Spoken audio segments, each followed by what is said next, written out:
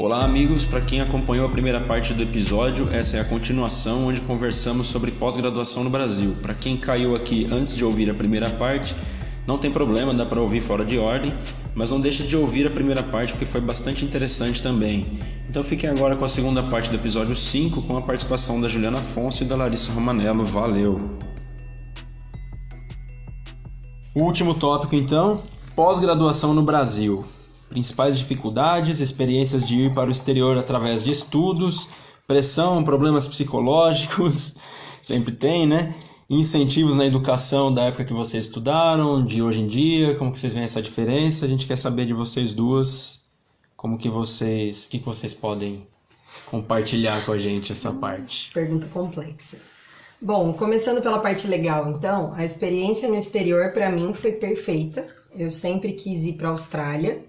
Não só para passear, mas para estudar, porque o grupo que eu visitei lá na Austrália trabalha com o que a gente trabalha aqui, são um dos principais na área, então eu sempre quis trabalhar com eles. O fato de ter conseguido uma bolsa de estudos pelo governo para ficar 6 meses lá foi muito interessante. O ponto negativo é que hoje em dia diminuiu muito a chance das pessoas conseguirem esse tipo de bolsa. Sim.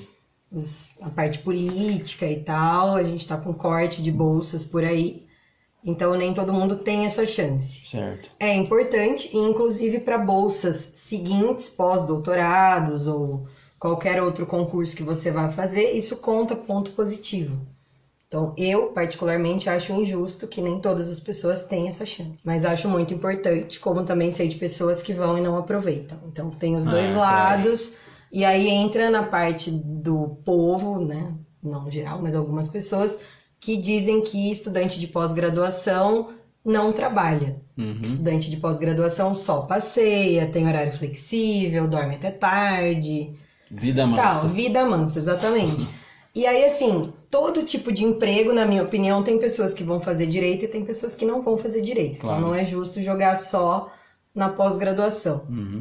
Mas, isso é uma parte que eu acho assim, é interessante ter esse tipo de vivência, mas eu acho ruim que nem todos têm essa chance. É a mesma coisa pegar um artista, um escritor, alguma coisa assim, e que tem um tempo mais flexível, pode ter um tempo que mais em relação a isso, de falar, você faz arte ou você trabalha ou você só faz arte? Entendeu? É uma coisa muito da cultura mesmo. E aí entra a questão, por que dar dinheiro para uma pessoa que está fazendo pesquisa? Então, esse negócio da pós é porque tem gente, por causa de queima o resto, né? Sim, sempre. Eu conheço gente que foi fazer pós ou o resto da coisa fora e foi para varzear o negócio. Sim, daí ao mesmo tempo que as pessoas falam mal de aluno de pós-graduação, eles querem a cura do coronavírus rápido. Exatamente. Então, assim, eu quero a ciência, mas eu não quero cientistas que não têm horário fixo para trabalhar. Mas a gente não tem também todos os encargos trabalhistas. A gente não tem férias remuneradas, a gente não tem férias, na maioria das vezes. Exato. Você não tem carteira assinada, você não tem nada. Então, 13º. Você tem mais de 30 anos e ninguém acha que você trabalha.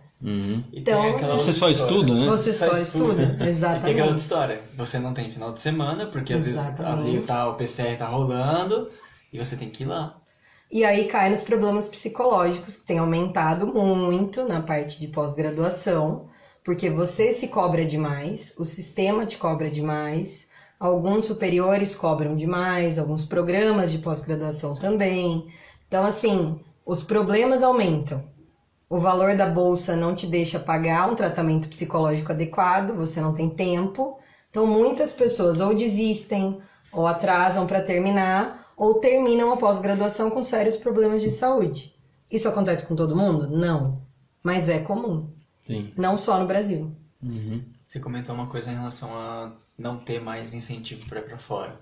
Né? Diminuiu. Diminuiu bastante, porque também tem a questão de verba, uma coisa assim que eles ajudam, diminuiu. Mas também não reverteram para a parte interna, para melhorar todos os processos, como você falou. Continua a mesma coisa, do jeito mais difícil ainda, cada vez mais.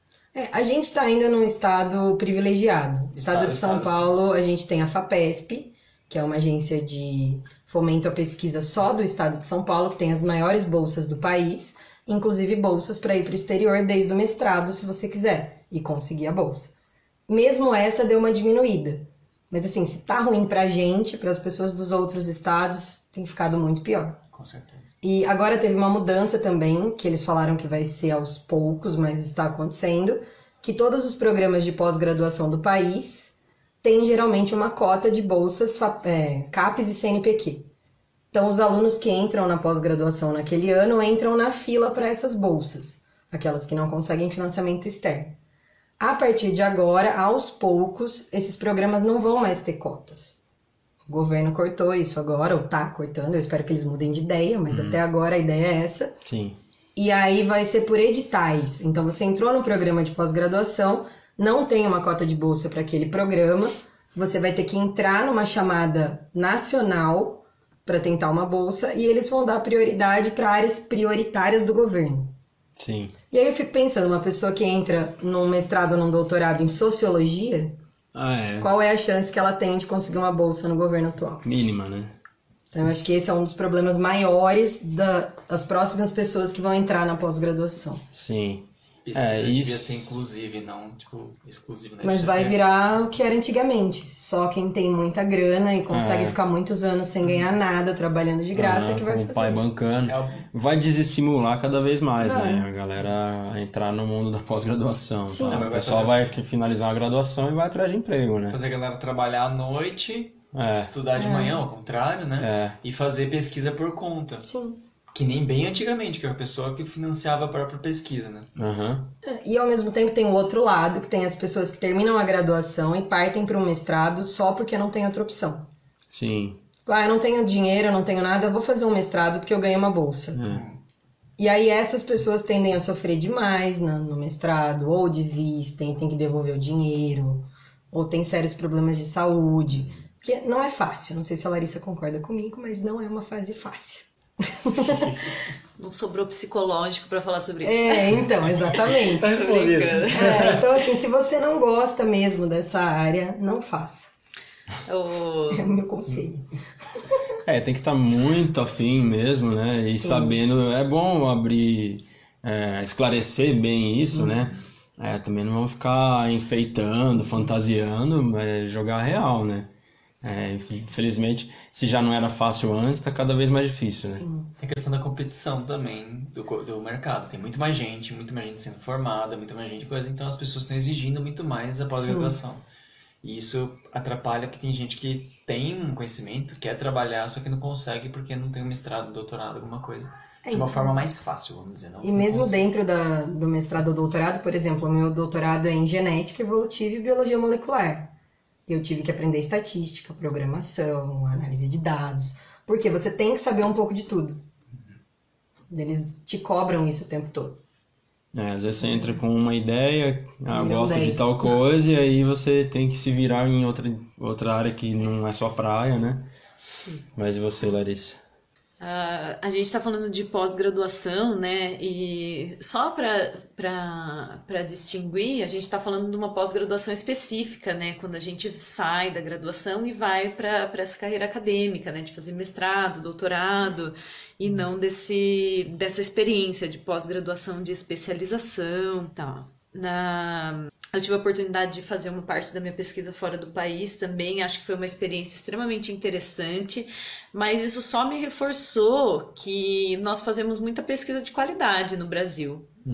Nós, pesquisadores brasileiros, somos muito visados no exterior, inclusive, e principalmente na minha área, hoje acabei migrando, né, para o Instituto de Física, porque uma das etapas da minha pesquisa contemplava esses equipamentos de técnicas físicas, e a gente tem hoje no país o maior acelerador de partículas do mundo, que fica em Campinas, é um acelerador de partículas de quarta geração, e a gente faz muita pesquisa de qualidade aqui, e eu acho que existe uma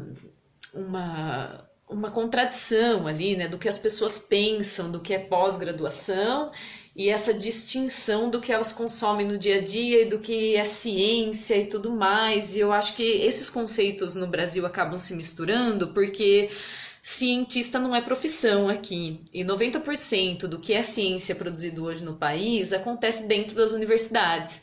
E quem faz ciência são alunos de pós-graduação e os pesquisadores, né? Que são os pesquisadores, os professores que estão contratados também fazem pesquisa. E aí a gente faz isso dentro da universidade, e eu achei importante destacar e colocar isso porque eu particularmente entendo esse corte de verbas para a pós-graduação, para as universidades públicas, como um plano de governo. É onde as pessoas estão produzindo ciência no país, é onde as pessoas estão pensando, estão debatendo política, estão debatendo as situações, né, e tudo mais.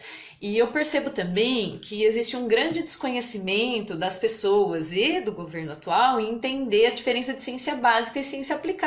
Então, quando a Ju coloca que eles vão abrir editais para lá, determinadas áreas, né, que vão ser contempladas com essas bolsas, as pessoas querem aplicação. É óbvio que a gente tem pesquisa aplicada e essas pesquisas são extremamente importantes. Só que nenhuma ciência aplicada é feita sem ciência básica, e isso tem que ser levado em conta. Então as pessoas às vezes têm esse preconceito com as pessoas que estão dentro da universidade, não encaram como trabalho, nem nada. A pessoa recebe uma bolsa só para estudar, mas não é assim que acontece. A gente desenvolve um trabalho, no final do mestrado você tem que entregar uma dissertação, que é uma explicação do teu projeto, qual é a tua devolutiva para a sociedade. Então, tudo isso tem uma devolutiva, ninguém está lá de graça, e a gente não tem mesmo férias, não tem 13º, nem nada. Para a gente se manter no interior, as bolsas têm um valor ali, mas, por exemplo, uma pessoa que mora numa grande cidade, ganhar R$ 1.200 no mestrado, então você vê que a pessoa está se empenhando para isso, né? É muito de gostar dessa carreira, de querer estudar, de querer a descoberta, de querer trabalhar com ciência. Então, eu acho que isso pesa muito hoje no psicológico, né, na pós-graduação, em diferentes aspectos. Você não ter o aporte financeiro para você se manter, porque isso é muito difícil. Eu, por exemplo, quando eu fiquei sem bolsa, trabalhei muito de garçonete, de bartender, para poder me manter no mestrado até ter uma bolsa. E muita gente faz mestrado e doutorado sem bolsa. E como que você tem dedicação exclusiva para isso, tendo problemas financeiros para lidar, e aí tem essa pressão de você publicar, essa pressão de você fazer tudo isso, e as pessoas não entenderem o que você faz, e de você estar o tempo todo sendo criticado, de achar que você está dentro da universidade fazendo bagunça e fumando maconha, e o que as pessoas acham, né? E aí vai a minha crítica também, obviamente, ao sistema das universidades, que hoje eu migrei da pesquisa, ainda faço pesquisa, mas eu migrei para trabalhar com a extensão, porque eu acho que a gente paga o distanciamento da sociedade. Por que esses discursos hoje têm esse respaldo popular? Porque as pessoas não estão vendo o que estão acontecendo dentro da universidade. Por isso que eu acho que o que vocês estão fazendo hoje de divulgação científica, de difusão científica, o que os canais do YouTube fazem, o que a gente já comentou sobre o Átila, sobre o Nerdologia, sobre popularizar e democratizar a ciência, conhecimento e abrir a universidade para as pessoas é extremamente importante. E a universidade paga por não fazer extensão também, com esse distanciamento das pessoas não terem acesso ao que está sendo feito lá, entre aspas, né? Porque a universidade é pública, e eu já deixo isso, apesar das pessoas saberem, né? Não existe só a universidade pública, mas são espaços em que são acessíveis. Então, se vocês moram perto de uma universidade, têm curiosidade de saber o que é feito numa universidade pública ou particular, visitem esses espaços, conversem com as pessoas, né?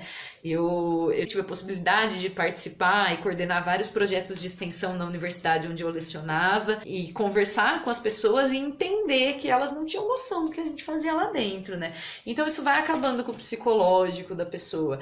Mas por outro lado, eu tenho um pensamento muito otimista, né? Eu sei que as pessoas olham assim, meu Deus, a pessoa fez uma parte do doutorado fora, foi super legal, é uma experiência extremamente enriquecedora. Mas muita gente questiona, por que vocês não fazem vida fora do Brasil se vocês não são valorizados hoje aqui? E que existe esse plano de governo de enxugar recurso, de deixar a pessoa cada vez mais desmotivada. Porque eu acho que quando a gente se especializa com o dinheiro do governo, a gente tem uma responsabilidade social sobre isso. Sim, né? devolver para a sociedade. Mas com toda certeza. E a gente faz isso com as nossas pesquisas, faz isso com o ensino, faz isso com extensão. E aí, outra coisa que pesa muito no psicológico é que a bolsa acaba. A bolsa tem um tempo limitado para você que tem bolsa. E depois o que acontece? Você é extremamente especializado, você sai doutorado com seus 30 anos, 30 e poucos anos, aí você vai prestar concurso. E aí as universidades têm o déficit de professores, sim, só que os concursos não abrem, ou abrem-se poucos concursos e tem 30, 40 candidatos extremamente especializados que estão na mesma situação que você. E isso vai desmotivando, né, as pessoas seguirem esse tipo de carreira. Então, eu acho que essa valorização profissional e das pessoas não acharem, né, que professor universitário ganha muito ou cientista ganha muito, porque a gente faz muito por amor, assim mesmo, porque valorização mesmo financeira e profissional nesse governo, na situação atual que a gente está, ela é mínima e eu encaro isso como um plano de governo mesmo. Bom, excelente esclarecimento das duas, deixando tudo em águas claras, né? A gente de fora às vezes não tem muita noção, né? Muita gente não faz ideia, e a gente ainda é a favor das pesquisas, né? Fora o pessoal que é contra, que acha que é balbúrdia, que o pessoal é todo maconheiro, fica fazendo orgia dentro da faculdade, da universidade e tal. Tá vendo muito American Pie, bicho. E aí começa a ter essa visão e, enfim, acaba sendo um malefício ter a população contra cientistas, contra estudantes, né? Porque no fim o ideal seria todo mundo trabalhar junto para o desenvolvimento do país, né? Quer complementar alguma coisa? Eu queria complementar assim, como eu estou um pouco mais lá dentro, eu vejo uma coisa que a Larissa falou que é muito importante, essa questão do extensão. A gente vê que fazer pesquisa, fazer ensino é mais fácil. Você está ali, você tem sempre aquele incentivo. A extensão, às vezes você não consegue ver uma aplicação na cara, assim, para aquilo. Porém, como ela falou, às vezes as pessoas de fora têm problemas, têm necessidades que podem ser solucionadas ou podem ser complementadas por alguma pesquisa ou até mesmo por alguma ação do estudante daquele curso, das pessoas que estão lá dentro, e que pode ter uma colaboração ali, uma parceria muito grande com a sociedade, com comunidades, com a comunidade acadêmica. E isso, lá dentro, a gente vê que a necessidade é muito grande de ter essa comunicação, primeiro, e segundo, se a gente souber das pessoas na comunidade que eles estão com certas dificuldades ou certas necessidades, é muito mais fácil de ter essa abertura. A gente tem que ir até as pessoas e também explicar o que tem que fazer. Certo. Então tem que ter essa via de mão dupla. Tem que estreitar um pouco. A extensão ela é tão obscura, assim, no sentido dela ser deixada um pouco de lado em algumas universidades, que... E alguns cursos também, né? Que a gente tem a ideia, assim, super errônea e equivocada de que o conhecimento só está dentro da universidade, né? Então, quando você vai fazer extensão, você vai levar conhecimento, né? Como se a universidade fosse salvar alguém. E isso é uma besteira enorme, né? A gente sabe que conhecimento está em todo lugar e extensão é sempre uma troca, é sempre compartilhar. E só um parêntese, né? A gente usa termos, quando a gente fala de extensão, de trabalhar com outros setores da sociedade, porque senão a gente entende que a universidade não faz parte da sociedade. Na verdade, a universidade deve ser uma amostra da sociedade, né? E outro equívoco que a gente tem é de pensar que a extensão ela tem que ser pensada pelos professores só, e que eu tenho que me encaixar em um projeto de extensão, e que se isso for feito pelos professores, obviamente não é extensão, porque a extensão visa o protagonismo estudantil, né? Então, quem conhece, por exemplo, a Operação Rondon, que eu tive a felicidade de participar com os meus alunos ano passado, são todas ações planejadas e executadas por eles, né? E na universidade onde eu lecionava, que é a Universidade Estadual do Paraná, agora eles estão com a ideia de abrir chamadas de projetos dos alunos. Eu também trabalhei com extensão na disciplina de microbiologia, onde os alunos tinham que identificar as demandas na comunidade, trazer e bolar o projeto relacionado à microbiologia microbiologia lá. Então saíram projetos belíssimos, assim, de capacitar mulheres para a emancipação feminina, emancipação financeira de mulheres para a produção de queijos. Mas esses projetos que você está participando do Projeto Rondon é incrível, é louvável, nobre. E é isso que a gente estava falando, né? De devolver para a sociedade, né? Apesar da gente falar que é nobre, que é louvável, é importante a gente não entender extensão como assistencialismo. Claro, não, lógico, mas... Porque é exatamente o que você falou, devolutiva para a sociedade. É o mínimo que a gente tem que fazer e isso tem que conversar sempre. E eu acho que quanto mais projetos desse tipo existirem, mais quebra esse paradigma do que eu sou sociedade, eu sou dentro da faculdade, entendeu? Tem essa diferença, as pessoas não conhecem o que está acontecendo ali. Sim, então, se tiver mais essa troca, eu vejo um exemplo aqui em São Carlos. A maioria das trocas que acontecem entre os universitários das grandes universidades e a população é o Tusca.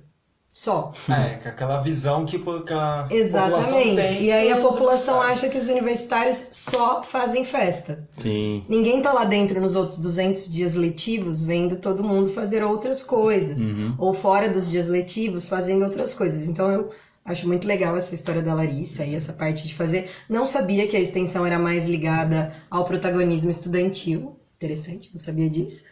E eu acho que eles deviam, né? Todas as universidades deveriam expor isso para os alunos, explicar, aumentar, porque quanto mais interação tiver, menor vai ser esse pensamento negativo que as pessoas têm contra quem está dentro da universidade. Todo mundo ganha, né? Mas essa é a diferença, inclusive, de universidade e faculdade. Você ter como um dos pilares da universidade a extensão. Então, é ensino, pesquisa e extensão, apesar da extensão ser deixada um pouquinho de lado, porque não tem essa visibilidade, né? As pessoas querem ser os melhores. É óbvio, a gente já discutiu a inquestionável importância de pesquisa, né? Mas não tem toda essa visibilidade. Então, as pessoas acabam migrando para isso. Mas já é agora institucionalizado que a extensão tem que ser curricularizada. Então, não sei se todas as universidades, na universidade onde eu estava, sim, era uma margem de 30% da carga horária ser relacionada à extensão. Por isso que eu trabalhei com extensão na disciplina de microbiologia, né? E também só é extensão se é interdisciplinar e multidisciplinar. E aí você acaba conversando com outros cursos, com outras pessoas. E isso é muito enriquecedor. Sim. Então eu tive a oportunidade de aplicar oficinas com o pessoal da história, com o pessoal da filosofia, sobre racismo. A gente abordou diferentes perspectivas, inclusive genéticos, sobre isso. Então é maravilhoso trabalhar com extensão também, né? E fica aí, né, o convite para as pessoas conhecerem a universidade, conhecer os cientistas, ouvirem os podcasts.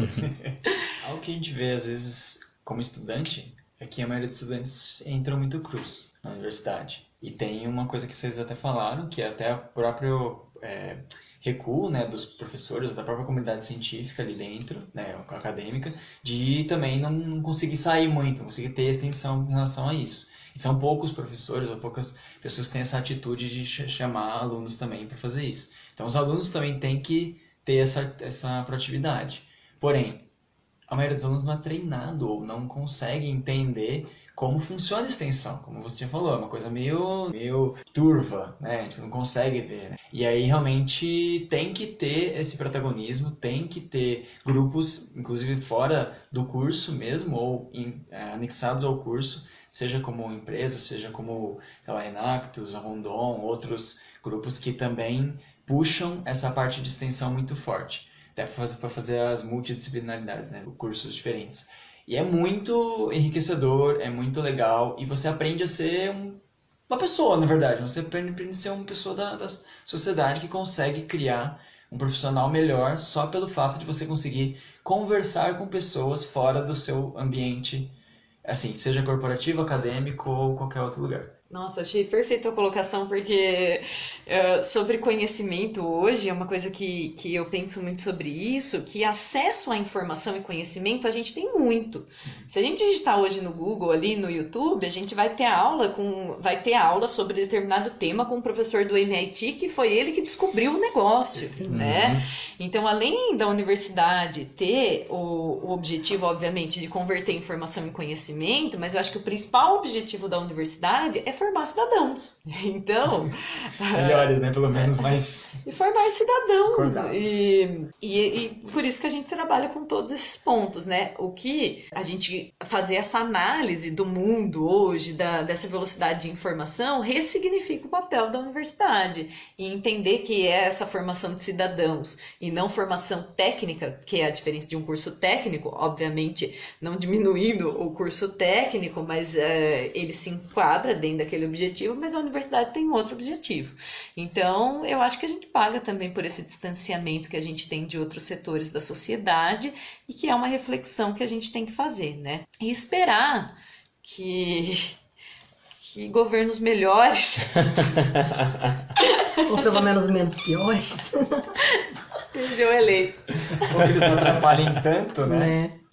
Mas, só um ponto que o Luiz levantou que eu achei interessante é que ele diz que as pessoas acham não, vem acontecendo das pessoas entrarem mais cru nas universidades. Uhum. Isso vem sendo um problema, porque a gente sabe que a escola pública não prepara tão bem quanto deveria.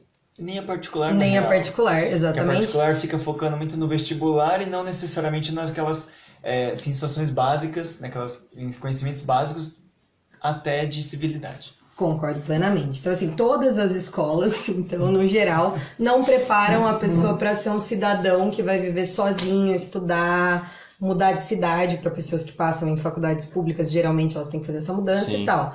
Tem uma vantagem na escola particular que, pelo menos, ela dá a base para o vestibular, digamos assim. Então, a pessoa não sofre tanto em disciplinas mais pesadas. Mais exatas. Mais umas coisas exatas, mais Eu pesadas, vejo mais por mim, por exemplo, eu fiz uma faculdade particular, mas antes eu tinha estudado a vida inteira em escolas públicas. Uhum. Mesmo assim, já foi difícil no começo acompanhar algumas coisas. E eu tenho amigos que fizeram faculdades públicas e tiveram mais ainda essa dificuldade. Mas assim, para as pessoas que acham que assim, eu tô muito cru, eu não vou entrar, não façam isso. Entrem, porque, por exemplo, eu troquei de área entre o mestrado e o doutorado, eu não sabia nem ligar um computador e usar o Linux, e hoje eu trabalho com análise de dados em Linux, em R, em SAS. Então, assim, você não precisa chegar sabendo, mas você tem que ter essa vontade de aprender, que é o que você falou, de tipo, sei lá, eu não sei nada de extensão, mas eu sei que existe. Vai atrás. Vai atrás. Eu não sei nada de projetos. Vai atrás. Eu quero fazer um estágio. Bate na porta dos professores. Inclusive você que faz uma faculdade particular, você tem todo o direito de ir até uma universidade pública e pedir um estágio. Não vão te dar uma bolsa de 2 milhões na cara, mas, entendeu? Você vai conseguir aprender o que você quer. Então, eu acho que tem isso. O pessoal tem muito medo, que acha que é muito distante, que as pessoas que estão lá dentro sabem muito mais do que ele. E não é assim. Uhum. Tem Na muita verdade, gente fora que sabe mais. Tá todo mundo perdido. Tá todo mundo não perdido. acha as coisas. Só tá perdido no mesmo lugar. Não, sem contar que uma coisa até a Larissa falou. O conhecimento não tá... Você também, né? O conhecimento não tá só na universidade. Não, de jeito Tá em nenhum. povos tradicionais, tá no seu João que tá lá no sítio, que tem muito mais conhecimento. Ele não tem nem o fundamental.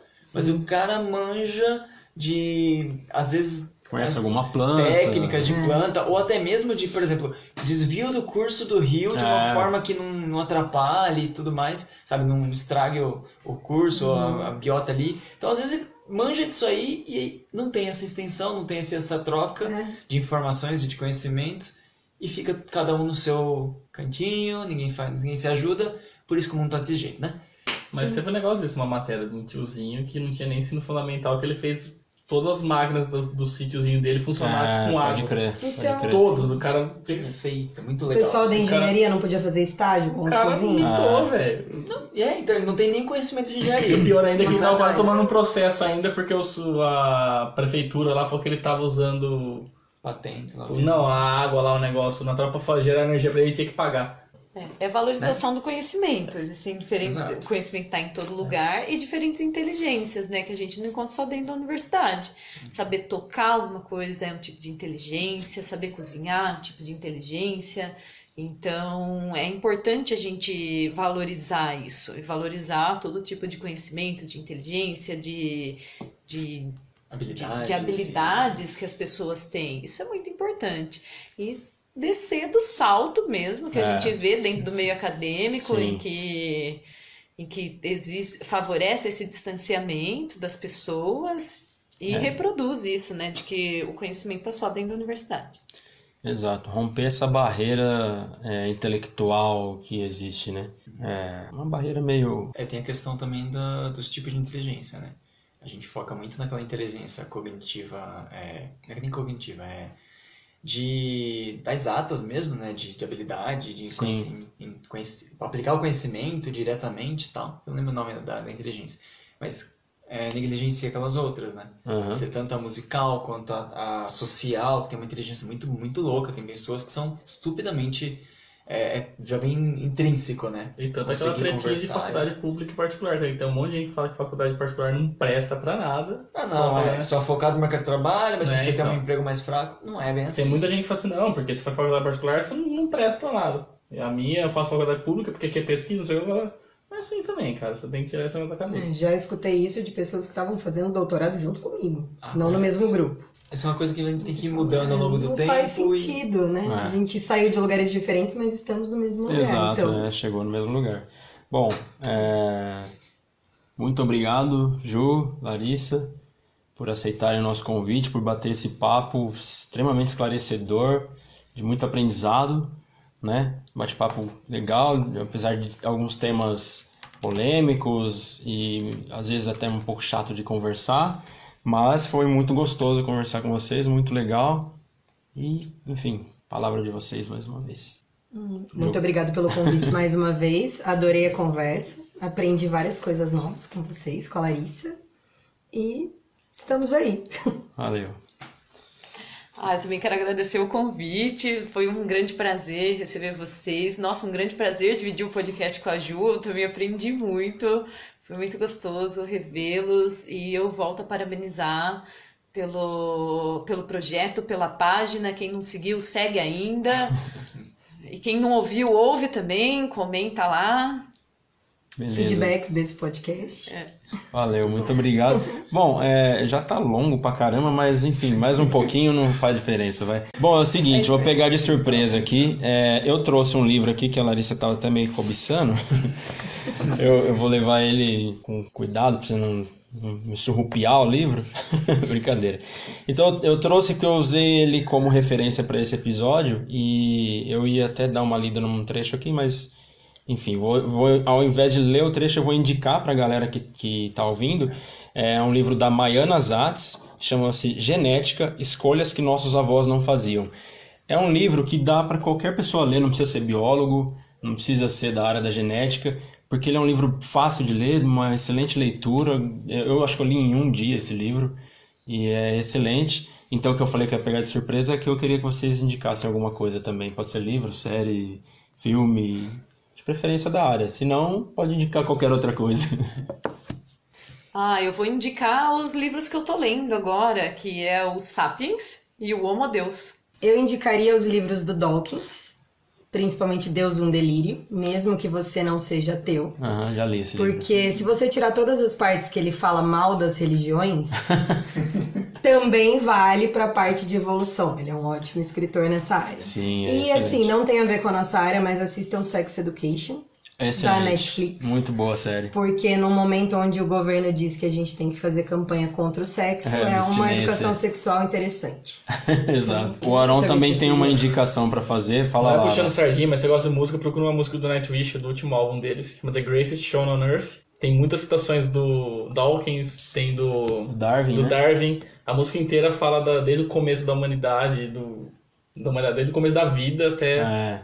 o surgimento da vida, né? É uma boa indicação, essa música é bem interessante. De 24, o álbum, né? É um épico de 24 minutos, que é pura biologia. Ribas, faltou você indicar alguma coisa? Cara, na verdade eu vou indicar uma coisa que não é necessariamente de biologia, mas tem muito a ver com o comportamento que a gente estava até discutindo aqui, sobre o ser humano mesmo, de coisas diferentes dele, né? Que é um TED Talk que eu acho que é o meu favorito desde sempre. Eu tento ver vários TED Talks, eu não consigo achar um mais legal que esse. Que é de uma africana, que eu não lembro o nome dela, porque, né, difícil de repronunciar. O nome é O Perigo da História Única. Ela conta um pouco, não vou falar muito spoiler, mas ela conta um pouco da história dela, sobre que ela contava de ler livros e tudo mais, só que o que ela pegava europeu e tudo mais, tinham várias histórias diferentes. Americano, várias histórias diferentes. Só que quando ela descobriu as histórias africanas, ela começou a ver um novo mundo, porque antes ela achava que o mundo fosse só aquilo. E é muito do que, por exemplo, a gente fala do brasileiro. O que lá fora se vê do brasileiro? É carnaval, né, samba, é futebol, etc.